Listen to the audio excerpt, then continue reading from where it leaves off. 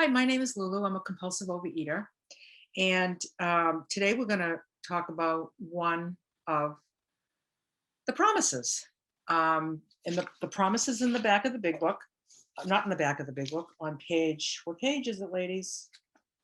Um, page Is it 80, 89? 89?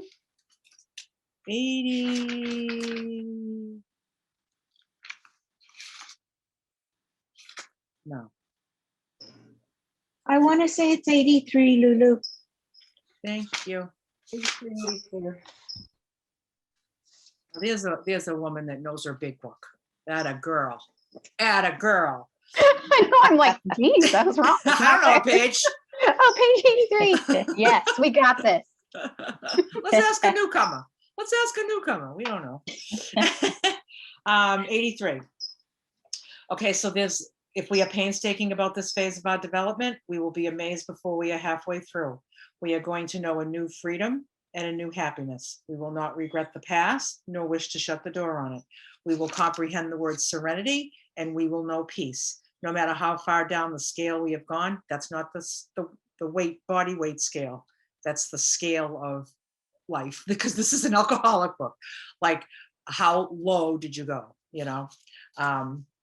We will see how our experience can benefit others. That feeling of uselessness and self-pity will disappear. We will lose interest in selfish things and gain interest in our fellows. Self-seeking will slip away. Our whole attitude and outlook upon life will change. Fear of economic insecurity will leave us. Fear of people and economic insecurity will leave us. We will intuitively know how to handle situations which used to baffle us. We will suddenly realize that God is doing for us what we could not do for ourselves. Are these extravagant promises? We think not. They are being fulfilled among us, sometimes quickly, sometimes slowly. They always materialize if we work for them. So I came across a little booklet when I was at a meeting one time, and it took every promise and broke it out, and just wrote a little blurb on it. And I have that. And what I'd like to do is do a recording on each promise, and my experience with that promise coming true, and Shalece's experience with that promise coming true. Sometimes quickly, sometimes slowly. You don't just like magically have this, this absolutely amazing life filled with all those promises have coming true that I just read. Those are some big promises. And if you can imagine a life like that, you probably can't. I couldn't. You can't really even imagine it. So we're going to take the first one, and this one is we find new freedom. Okay, so we find new freedom. The first promise says that we will know a new freedom and a new happiness. This is a vast change. I'm going to change the word alcoholic to food addict as I read this. This is a vast change for the food addict who always insisted, oh, I can handle it myself when I'm good and ready. I'll go to Weight Watchers next, January 1st. I got this. But the food addict agonizes over lack of freedom of choice about eating. That's what I agonized over, was I didn't have freedom to just eat what I wanted. The first promise assures us complete freedom as our reward for staying with the winners. It encourages us to make wise use of our free choices. Happiness comes with the peace of mind we experience after we surrender and accept the reality of our addiction. Now we understand the difference between the happiness of sobriety, abstinence, and the false joy that the food brought. We find a happiness replete with laughter, contrasted with the despair we wallowed in when we were eating. The new freedom brings love, honesty, gratitude, humility, positiveness, faith, hope, and trust. Our choices become steps in spiritual growth. Isn't that a great reading? It really is a wonderful reading. So when I read this, I consider that the arch that I initially studied when I first came to this program, and it shows that little green path under the arch, and it says Path to Freedom. And I just wondered what that meant. Like, how can you imagine at that moment when I was studying this arch that I was about to build by doing all the step work, and I was going to walk through like freedom. I was just like, I don't even know, like, what does it even mean? Like, what does this freedom even mean? I have complete freedom. The first promise assures me complete freedom as a reward for staying with the winners. Now, see, that is important right there, because that tells me that it's not a magical moment. It's a process, and you're granted this this freedom as a result of being around the people that have got this promise. Like, you can see that potential. You can feel that hope. Like, oh, that's what freedom looks like. You mean I'll get to a place that, like, I won't want the food? Really? Wow, that seems like a real free life. Um, um, I now I can see that. I love this. Now we understand the difference between the joy and happiness and brightness of an abstinent food plan and staying abstinent, and the false joy that barbecue and the birthday cake and the all you can eat buffets on the cruise and all that stuff that just made life so joyful. False, false, false for me. So I also love where it says this new freedom. Now, this very last little paragraph has really nothing to do with the food, the freedom from food, but actually it's everything to do with the freedom from food. The new freedom brings love, honesty, gratitude, humility, positiveness, faith, hope, and trust. Our choices become steps in spiritual growth. So it's like, it all starts with the food. It all starts with putting the food down. It's absolutely a miracle. It's a miracle that I don't eat compulsively. Even like the first week, I didn't eat compulsively. That was a miracle. It's been 7 years, but it's still a miracle. The first week was a miracle too, okay? It's just a miracle. The further away you are from it, the easier it gets. But I think it's less to do with how much time is between me and that last bite that I had, and more about what I've done with that time since I had the last bite. Because there's people that I've heard people in OA meetings, like live meetings, not in big book meetings, but in regular meetings. I've heard people, they'd be up there sharing and saying, I was at a birthday party this weekend, and oh, I was so proud of myself when I left, and I didn't eat that cake. And this woman was like 20 years abstinent. I was like, imagine 20 years later, I'm proud because I didn't eat the cake at a party. Like, I don't want to be thinking about that shit. I want to be free. I want to be free from the cake.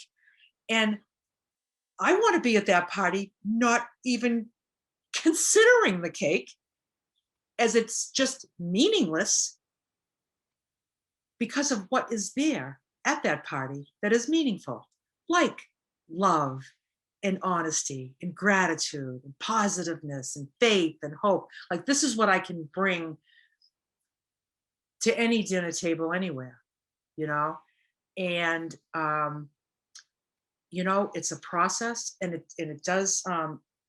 There's other promises down a little lower on the page, on that same page 84, I think, and it talks about we've been placed in a position of neutrality, safe and protected from food. It almost feels as though it's been lifted. It's like we don't really know how it happened, but it seems like take it or leave it. There's a time I couldn't go to a barbecue abstinent. I didn't want to go to a bar room and not drink. I mean, I couldn't. It wouldn't have been a joy. But today, I'm telling you, I could go to a bar room and I'd probably still be dancing on the tables. I thought it was because I was drunk, but you know something? I'd still dance on the table. It had nothing to do with the drink. That's just, it's just who I am, and I'd just be like up there tap dance. We bring my tap shoes with me, and, today I'm sober. I go to every place sober. I remember everything I did and said. I don't squeeze myself into an outfit to show up there and just be consumed the whole time I'm there with how I look. Imagine the self-centeredness. Like, who gives a shit what I look like, right? Me. Everybody's having a good time and I'm just doing the compare game and I'm just like, tomorrow, oh my God, I got to start tomorrow. I feel so bad today. It's just gone. That is a sense of freedom. That is, I find a new freedom. It's brand spanking new because I don't care how many times I've lost weight, been successful losing weight. The food, I was never free of the food, never free of the food. I would reach my goal weight if I got that far. Sometimes I did. I was a great dieter. Once I signed up for something and paid money, chances are I was going to do it. And then the minute I hit my goal, they wanted to talk about maintenance. And I'm like, are you kidding me? Like, I'm waiting to get off this fish hook you got me on. Like, I felt like I had like a noose around my neck. Now I'm free. And then I maintained my new ideal weight for about, maybe 2 hours tops, and there I was, whoop, back up, oh, it's only a pound. My God, I lost 100. What's a pound? That's not freedom. That's not freedom. So I want you to hear this freedom. The sentence that sticks out as the most powerful for me in this reading is the first promise assures us complete freedom as our reward for staying with the winners. Just stay with the winners. I stay with the winners. I love the winners because it's almost like contagious, It's like this stuff is like, it's more caught than taught. You follow me? Like, I'm going to catch it like a bug, opposed to being taught like a lecture hall, It's like, catch it, just catch it and stick with the winners and you'll catch it. And this promise will come true for you too. Would you like to speak on this promise, Miss Shalece? I would absolutely love to. And can I just say amen, amen, amen. So much good stuff. And that just really brought me back to the beginning of the program where I walked in the doors and like 85 pounds heavier than I am today, depressed, anxious, restless, irritable, discontent, and a complete and utter mess. And food was really the least of my problems, but it was the one that was the most, it was like the squeaky wheel, right? Like I had to finally pay attention to it because it was the squeakiest wheel. And I remember, do I remember when I found my sponsor, I asked her to sponsor me. She said yes. And then she gave me instructions. And the very first instructions that she gave me was to get abstinent. And so we worked on getting food plan in place. And then we got this food plan in place. It took us a little bit to get a food plan that was just right and just a little bit of tweaking. And then when she said 301, like 3 meals with nothing in between, 1 day at a time, I was like, what is she? She's insane. Like, I'm a food addict. Like, I gotta eat, like all the time, because I have been. Like, I couldn't go half an hour without binging. But I said, okay, I'll give it a shot. And I remember that first couple of days that I would get, it would be like 12:30, and I'd look at the clock and it's like, oh my gosh, crap, it's time for lunch. And I was like, whoa, what? Whoa, back up. I didn't think about food from breakfast to lunch. That obsession was gone. And then I would eat my lunch and then I'd get to dinner and I'd be like, it's dinner time. It's like, whoa, hold up. I didn't think about food from lunch to dinner, there's something to this. So there was a little tiny piece of freedom that I tasted just within those first few days of abstinence, where it was like, oh, this is what she's talking about. This is where that new freedom began for me. Was that first freedom that I had was from the obsession with food. So it opened up all sorts of possibilities, like thinking about other stuff. My gosh, what? I could think about my kids. I could think about my husband. I could think about hobbies. What? This is amazing. So for me, it was just like this. It just opened up a whole new world because I wasn't thinking constantly about what I was going to eat next, how I was going to get it, how much of it I was going to eat, how I was going to hide it, because I didn't want everybody to know that the entire gallon of ice cream was gone because I'd eaten it. You know, how that was exhausting. It was freaking exhausting. And so that first little taste of freedom was just, it was nothing short of a miracle. That was absolute miracle from God.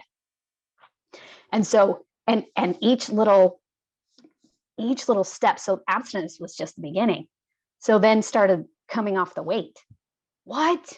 Getting down to a healthy body weight that I'm pretty sure I skipped over my healthy body weight and went straight to obese. I don't think I even ever hit, I don't remember ever being a healthy body weight. It was like 100 pounds and then almost 200.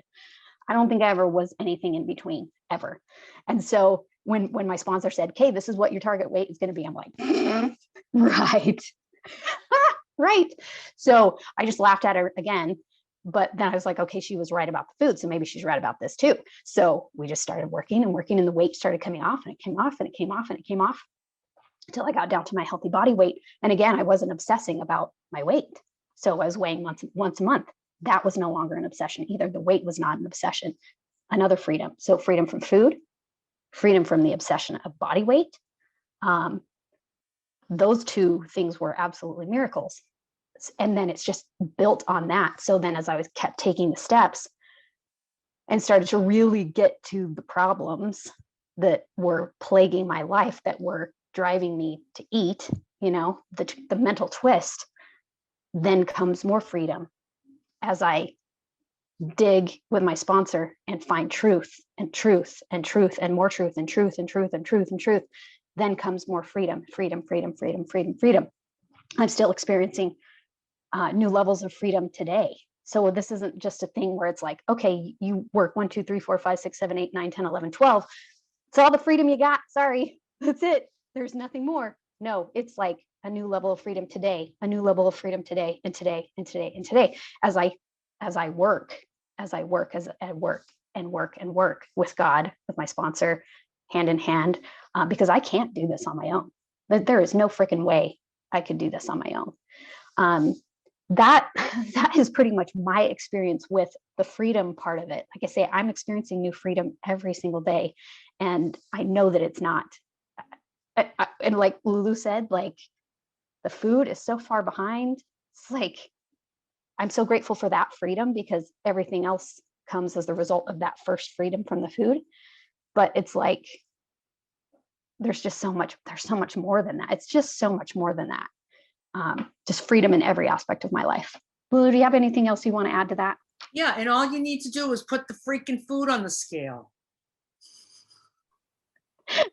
Right, Mama.